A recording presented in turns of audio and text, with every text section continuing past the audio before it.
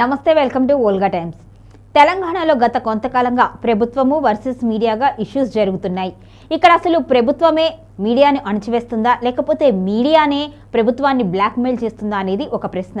అసలు ఈ ఇష్యూకి కారణం ఏంటి అంటే ప్రభుత్వానికి మీడియాకి వ్యాపారానికి పడట్లేదా, అంటే ఈ రెండింటి మధ్యలోకి వ్యాపారం రావడం వలన ఈ మూడు డాట్స్ కలుపుకోవడంలో సఖ్యత లోపించిందా అనేది మరొక ప్రశ్న. మొత్తానికైతే ఈ ఇష్యూ ఇప్పుడు ఢిల్లీకి చేరింది. కాంగ్రెస్ అధిష్టానం దీని మీద ప్రస్తుతం సీరియస్గా ఉంది. 3 మెన్ కమిటీ వేసి దీని మీద వివరణ ఇవ్వాలి అంటూ కూడా అడిగిన సందర్భం కనిపిస్తుంది. మొత్తానికైతే అసలు ఏం జరిగింది అనే విషయాన్ని గమనించడానికి, తెలుసుకోవడానికైతే ఢిల్లీ నుంచి పెద్దలైతే సీఎం రేవంత్ రెడ్డిని, అదేవిధంగా భట్టి విక్రమార్కని ఢిల్లీకి రమ్మని పిలుపునిచ్చినట్టుగా తెలుస్తుంది. మొత్తానికైతే ఈ పంచాయతీ అనేది ఎట్టి పరిస్థితుల్లో ఖండించాలి. దీని మీద ఇప్పుడు బీఆర్ఎస్ ఇప్పటికే వాటాల పంచాయతీ అంటూ కూడా రూమర్స్ స్ప్రెడ్ చేస్తుంది. మొత్తానికి కాంగ్రెస్ని అణచివేయాలి అనే కుట్ర అయితే జరుగుతుంది. అందుకోసమే ఈ పంచాయతీ రోజు రోజుకి ఎక్కువ అవుతుంది తప్పితే అసలు తగ్గట్లేదు. కాబట్టి దీన్ని తొందరగా ఇక్కడికే దీని రూపుమాపాలి. అసలు ఈ విషయం గురించి మరొక ప్రస్తావన ఉండకూడదు అంటూ కూడా కాంగ్రెస్ హైకమాండ్ సీరియస్ అయినట్టుగా తెలుస్తుంది. మొత్తానికైతే అసలు దీని మీద ఖచ్చితంగా ఖండించాలి ఈ వార్తలని. అదేవిధంగా అసలు దీని వెనకాల ఎవరున్నారు, నిజంగానే కొంతమంది లీకేజీల వెనకాల రేవంత్ రెడ్డి ఉన్నారా, మరి రేవంత్ రెడ్డి లీకేజీల వెనకాల మంత్రులు ఉన్నారా అనేది అధిష్టానం ఇప్పుడు అడుగుతున్న ప్రశ్నగా కనిపిస్తుంది. అసలు ఈ వ్యవహారం ఎందుకు వస్తుంది? ఎప్పుడు చూసినా కాంగ్రెస్లో ఏదో ఒక ఇష్యూ అయితే కాంగ్రెస్లో కనిపిస్తుంది. మొన్నటి వరకు రేవంత్ రెడ్డి వర్సెస్ మంత్రులు ఉన్నారు, ఆ తర్వాత రేవంత్ రెడ్డి వర్సెస్ మహిళా మంత్రులు ఉన్నారు. అలాగే ఏదో ఒక విధంగా అయితే గ్రూప్ రాజకీయాలు అయితే కాంగ్రెస్ పార్టీలో కనిపిస్తున్నాయి. ఇప్పుడు రేవంత్ రెడ్డి వర్సెస్ మీడియాలోని పలు సంస్థల్లాగా ఉంది.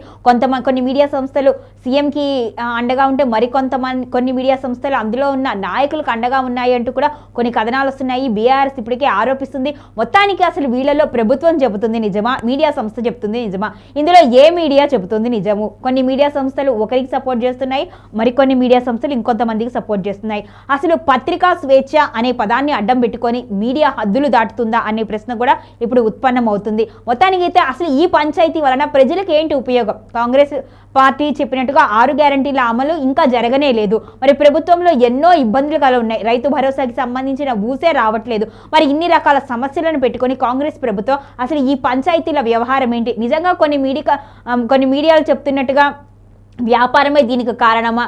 కొన్ని సెటిల్మెంట్లు, అదేవిధంగా కొన్ని లావాదేవీల విషయంగా వ్యాపారానికి సంబంధించి ఒక మంచి సెటిల్మెంట్ జరిగేదాన్ని ఇంకొకళ్ళు గద్దలాగా తన్నుకుపోవాలి అని చూడడం కారణంగానే అసలు ఇష్యూ రాజుకుందా అనేది కూడా ఇప్పుడు ఇంకొక చర్చనీయాంశంగా మారింది. మొత్తానికైతే ప్రజా ప్రయోజనాలని పక్కన పెట్టేసి ఇప్పుడు అంతర్గత కుమ్ములాటని బహిర్గతం చేసుకుంటూ అటు రాజకీయ నాయకులు ఇటు డైరెక్ట్గా ప్రభుత్వమే మీడియాకి ఎక్కింది. ఇక్కడ మనందరికీ కనిపిస్తున్న విషయము ఇది ఎవరి ప్రయోజనం కోసం కాదు, వారి ప్రయోజనం కోసమే. ఇక్కడ కొంతమంది మళ్ళీ నాయకులు స్టేట్మెంట్లు ఇస్తున్నారు.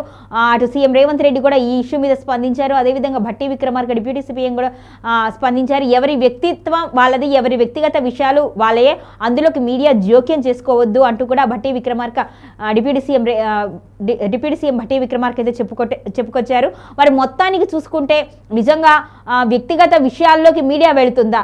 వ్యక్తిగత విషయాల్లోకి వెళ్ళడం వల్లనే అసలు ఈ రచ్చ జరిగిందా, లేకపోతే అంతకుముందు మంత్రులు చేసిన, నాయకులు చేసిన, వారికి సంబంధించిన వాళ్ళు చేసిన కారణంగానే మీడియా ఇందులోకి వచ్చిందా అనేది ఇప్పుడు $1 మిలియన్ ప్రశ్నగానే ఉంది. ఎందుకంటే ఎవరి కోసం ఎవరు పనిచేస్తున్నారు, ఎవరి వ్యక్తిత్వం గురించి ఎవరు మాట్లాడుతున్నారు అనేది అందరికీ అర్థమవుతుంది. మరి నిజంగా ఇలా చేయాల్సిన అవసరం ఏముంది, ఎవరి ప్రయోజనాల కోసం చేసుకుంటున్నారు అనేది కూడా ఇక్కడ అర్థం కాని ప్రశ్నగానే ఉంది. ప్రజా ప్రయోజనాల కోసం ఎవరు చేస్తున్నారు, పాటుపడే వాళ్ళైతే మరి ఈ జరుగుతున్న రచ్చ కావచ్చు, ఈ జరుగుతున్న ఇష్యూస్ కావచ్చు, దేనికి ఉపయోగకరంగా ఉంది అనేది కూడా మరి నాయకులకు తెలియట్లేదా అనేది బీఆర్ఎస్ అడుగుతున్న ప్రశ్నగా ఉంది.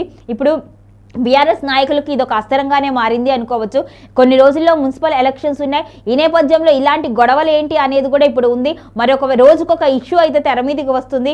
మరి ఈ ఇష్యూల నేపథ్యంలో మీడియాకి ప్రభుత్వానికి మధ్య సయోధ్య లేకపోతే ప్రజా సమస్యలు అనేవి అసలు బయటకు ఎలా వస్తాయి? ప్రజలకు ఏమైనా సమస్యలు ఉంటే మీడియా ఖచ్చితంగా క్వశ్చన్ చేస్తుంది. దానికి సంబంధించి ప్రభుత్వం ఎలాంటి రియాక్షన్ ఇస్తుంది అనేది తెలుస్తూ ఉంటుంది. అంటే ప్రజలకి అదేవిధంగా ప్రభుత్వానికి మధ్య వారధిగా ఉంటుంది మీడియా. కానీ ఇక్కడ మీడియా వర్సెస్ ప్రభుత్వం లాగా ఒకళ్ళనొకళ్ళు టార్గెట్ చేసుకుంటూ ఒకళ్ళనొకళ్ళు అరెస్టుల దాకా వెళ్తున్నాయి, లేనిపోని ఆరోపణల వరకు వెళ్తున్నాయి. ఇక్కడ వేరే ఎవరెవరినో మధ్యలో ఇన్వాల్వ్ చేస్తూ ఉన్నారు. ఎందుకు, ఎవరి స్వార్థం కోసం జరుగుతున్న విషయాలు ఇవి అనేది కూడా ఇప్పుడు రాజకీయ విశ్లేషకులు అయితే ఇది చర్చిస్తున్నారు. అసలు దీని వలన ఎవరికి ఉపయోగం లేదు, ప్రజలకైతే అసలు ఉపయోగం లేదు. ఇది కేవలం ఒక ఎంటర్టైన్మెంట్, కాసేపు మాత్రమే, కేవలం రేటింగ్స్ కోసం, వ్యూస్ కోసం చేస్తున్న పనులే తప్పితే దీని వలన ఎటువంటి ప్రయోజనం లేదు, రాజకీయ ప్రయోజనం అసలే లేదు. వారి వారి స్వార్థం కోసం చేస్తున్న పనులకి మధ్యలో ఇలాగ ఉపయోగించుకుంటున్నారు అని కూడా కొంతమంది అయితే భావిస్తున్నారు. మొత్తానికైతే ఈరోజు తెలంగాణలో జరుగుతున్న మీడియా వర్సెస్ ప్రభుత్వం, ప్రభుత్వం వర్సెస్ మీడియాగా ఉన్న వార్త అయితే అధిష్టానం వరకు వెళ్ళింది. మరి 3 men కమిటీ ఎటువంటి రిపోర్ట్ ఇస్తుంది, మరి ఈ జరిగిన మొత్తం తతంగంలో ఎవరిది తప్పు అని తెలుస్తుంది అనేది కూడా ఇప్పుడు ఆసక్తికరంగా ఉంది. మరి దీని మీద సీఎం రేవంత్ రెడ్డి ఎటువంటి స్పందన ఇస్తారు, డిప్యూటీ సీఎం భట్టి విక్రమార్క ఎటువంటి రియాక్షన్ ఇస్తారా అనేది కూడా వేచి చూడాలి. చూసుకుంటే మరి తొందరలోనే ఈ సమస్యకి పరిష్కారం లభించేలాగా ఉంది. ఎందుకంటే డైరెక్ట్గా రాహుల్ గాంధీ, సోనియా గాంధీ, అదేవిధంగా ప్రియాంక గాంధీ సీరియస్ అయినట్టుగా తెలుస్తుంది. మరి దీని మీద ఖచ్చితంగా ఇక దీనికి పులి స్టాప్ పెట్టే అవకాశం ఉన్నట్లుగా కనిపిస్తుంది. మొత్తానికైతే దీని మీద ఈ వార్తలను ఖండించి స్పందించి దీని మీద నెక్స్ట్ ఏం చేయబోతున్నారు అనేది కూడా ఆసక్తికర పరిణామంగా ఉంది.